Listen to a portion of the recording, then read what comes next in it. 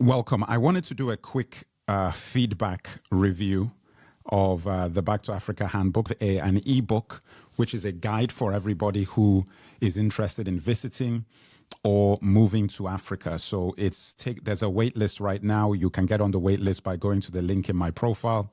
You go to the link in my profile and you'll be able to sign up to the wait list for the Back to Africa Handbook. But what I did was I asked everybody to give me their thoughts on the chapters. So I'm going to go to the chapters here.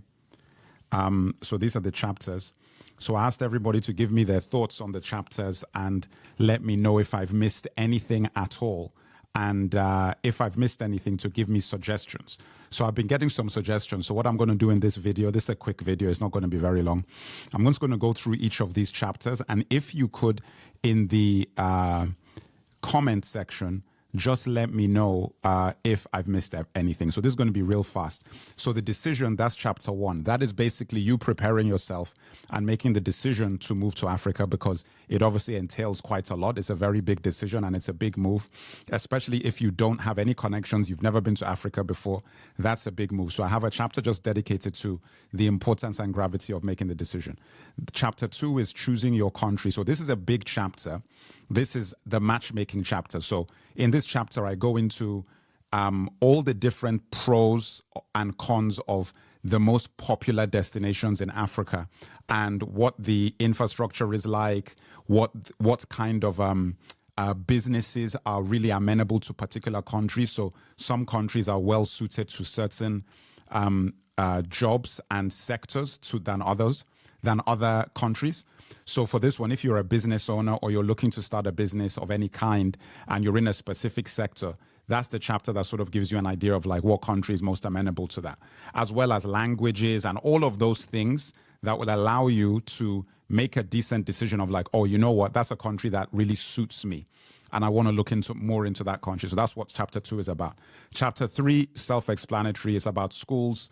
So people with families, looking at the countries that have the best educational system, or rather the most robust educational system, because we talk a lot about education on my channel in terms of the fact that we should really be educating ourselves. But if you have family, children, and so forth, schools is very important. So for the children, that is what this chapter is dedicated to.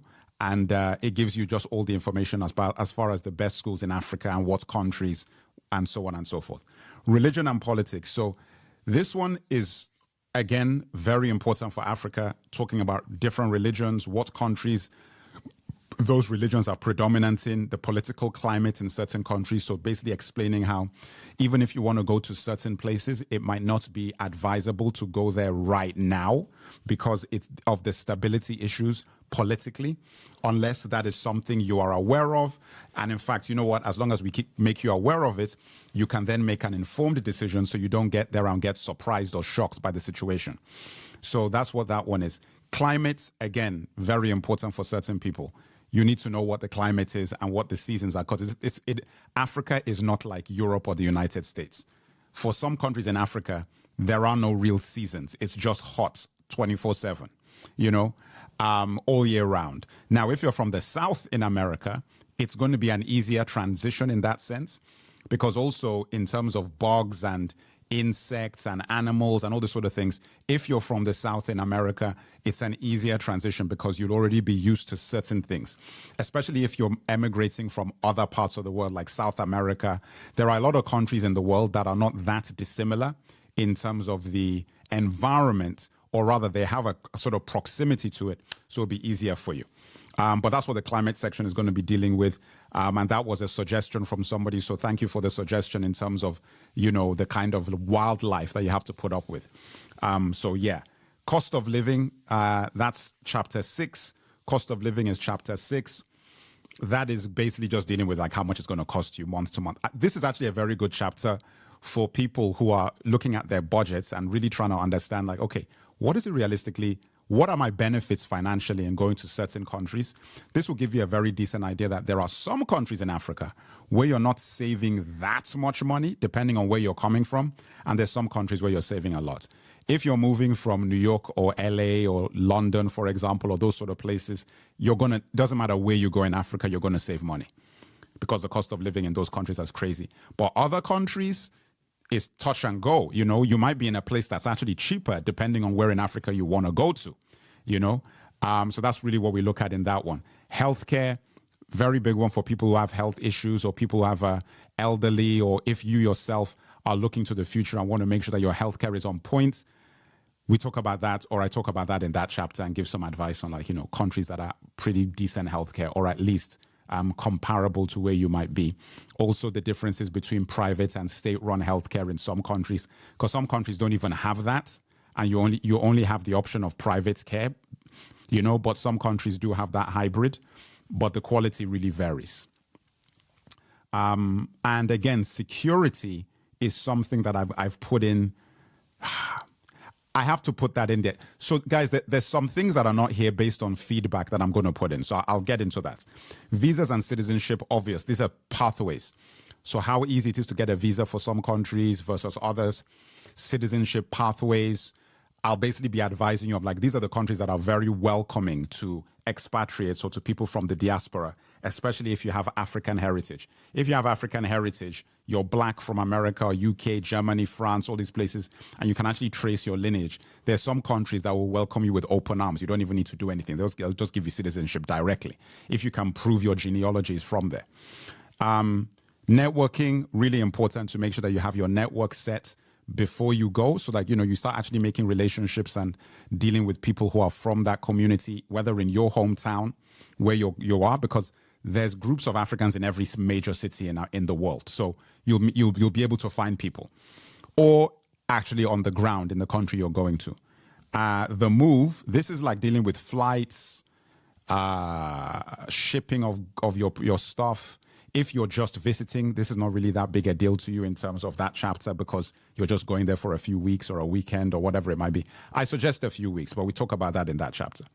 Destiny, this is just the culmination of when you've made that decision, you're prepared, and really talking about how big a deal it's going to be for you to actually move to Africa for the first time or see it for the first time. It will be an amazing experience. Now, guys, there are other chapters that I'm going to include in here, because there are people who made suggestions to me. Like I said, you can leave in the comments your thoughts as well if you have additions to this. But there were suggestions that were made to me. One of them just being society in general, you know, customs and society, and the fact that, you know, there's different traditions and customs in Africa that people need to be used to. People were also asking about marriage and relationships. And I say, yeah, you know what, that's actually a big deal as well, because it doesn't really function the same way as in the West in Africa, especially some specific countries. And also because we have so many tribes and so many religions, like culturally in African countries, you know, you really just sort of have to understand how to roll, because it's not as straightforward as you might think, you know. So I definitely have to include that. I think that's a very good idea. I also want to include a female chapter, because it was brought up to me by one of my Patreon members, Tracy, about female travelers, you know. And I was like, man, you know what? That's a big oversight. I need to make a chapter for that, because if you're a woman and you're traveling by yourself, especially because a lot of women want to go, you know, you've got to know, like, how to roll, like how to handle yourself. Because anyway, look, I'm going to put a chapter about that, because I do have some advice for you. If you're a woman traveling to Africa, there's a way you can do it that will make it more safe for you, you know. And I think that applies to if you're going to any country by yourself. But I think more so in Africa, because it's not what you think. It's not as dangerous as you think it would be. But at the same time, you've got to be careful. You see what I'm saying? This is not like going to certain countries, you know, as a single woman, like even in Europe, that you've got to really be worried. It's not quite like that in a lot of African countries, not like that. But you've got to be on your P's and Q's, you know. And also, if you want to make the best of such a trip, I'm going to put in some information that's going to make it more straightforward for you to understand what you need to plan for. Anyway, guys, that's it. Please leave in the comments what you think. As I said in the description, the book the wait list is linked in the description for you, so that you can actually get yourself on the wait list. for their half price offer on this, and then it's going to go to regular. But I think, for everybody who's interested in going, it's a very, very important thing for you to prepare yourself adequately before you make such a decision. All right, guys, cheers.